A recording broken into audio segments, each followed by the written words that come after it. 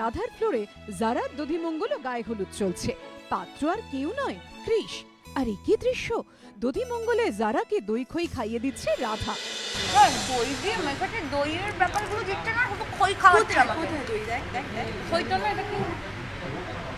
হ্যাঁ খই। গায়ে হলুদের অনুষ্ঠানের জন্য হলুদও বাড়ছে রাধা। তাহলে কি রাধা কৃষির সঙ্গে জারার বিয়ে মেনে নিয়েছে? না, এখানেই তো গল্পে রয়েছে টুইস্ট।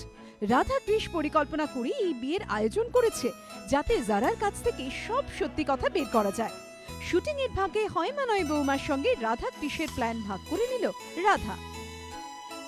জারা ম্যাডাম একের পর এক খারাপ কাজ করে চলেছে, আমাদের ওপর অত্যাচার অত্যাচার অত্যাচার করেই চলেছে।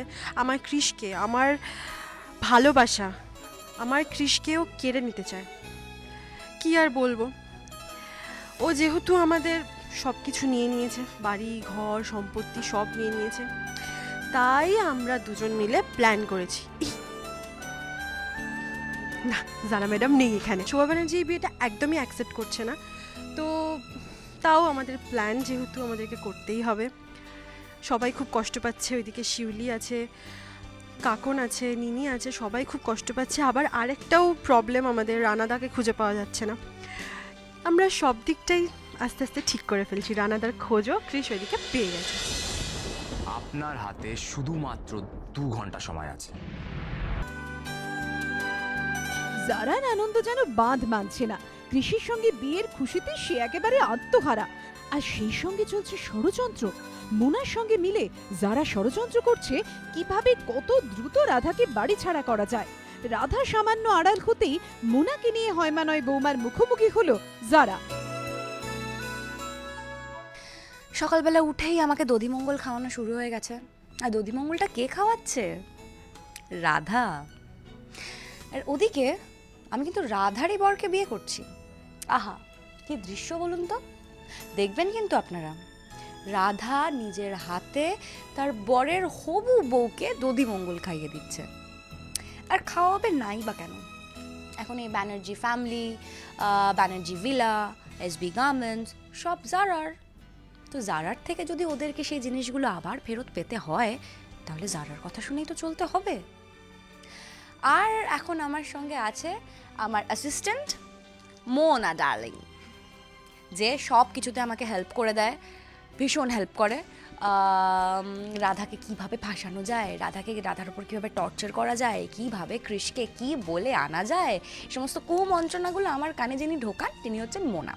মোনা, কি বক্তব্য তোমার বলো? ম্যাডাম তো কৃষের প্রেমে পাগল অনেক দিন ধরেই।